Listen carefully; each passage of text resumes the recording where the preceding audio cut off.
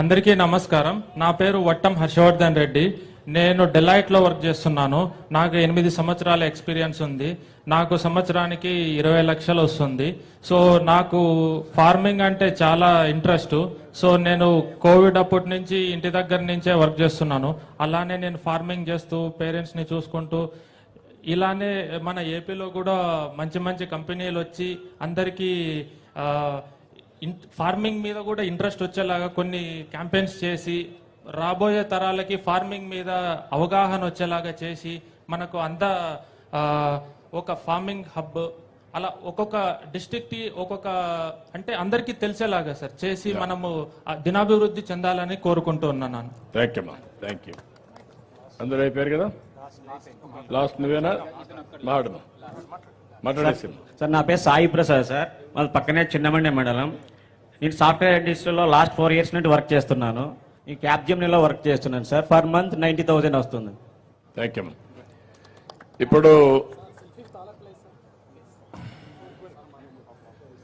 తర్వాత ఇస్తే ఇప్పుడు కాదు మళ్ళీ టైం తక్కువ ఉంది. ఇప్పుడు మీరు అందరికీ ఒక ఉదాహరణ, కూర్చోండి తమ్ముడు, మాట్లాడడం కూర్చోండి ప్లీజ్ డౌన్. తర్వాత ఇప్పుడు మీరు చూశారు, నేను ఎన్నో రోజుల నుంచి వర్క్ ఫ్రమ్ హోమ్, ఇంటి దగ్గర కూర్చొని పనిచేసే విధానానికి శ్రీకారం చుట్టాలని మాట్లాడుతున్నాను. ఎన్నికల్లో కూడా దాన్ని ఒక నినాదంగా తీసుకొని నేను చెప్పాను. ఒకప్పుడు నేను ఇన్ఫర్మేషన్ టెక్నాలజీని ప్రమోట్ చేశాను, దగ్గర 30 సంవత్సరాల కంటే ముందు.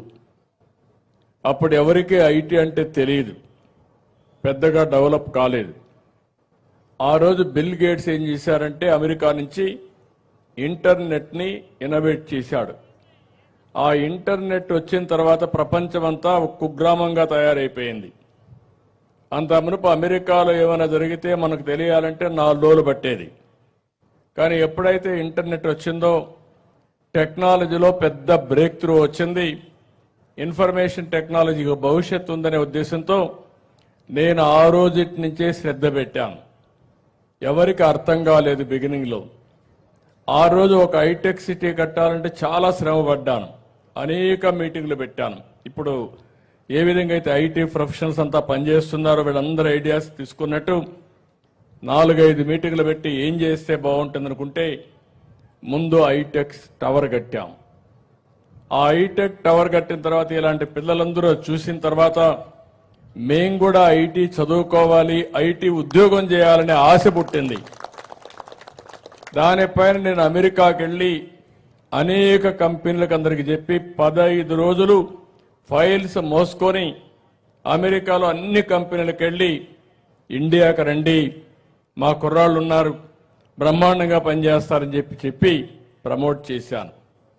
అప్పుడు ఆలోచించాను, ఉద్యోగాలు వస్తున్నాయి, దీనికి కావాల్సింది ఇంజనీరింగ్ కాలేజీలు కావాలి, ఐటీ ఎడ్యుకేషన్ కావాలని చెప్పి ఉద్దేశంతో ఆ రోజు 30 ఇంజనీరింగ్ కాలేజీలని 9 ఏళ్లలో 300 ఇంజనీరింగ్ కాలేజీలు చేశాం.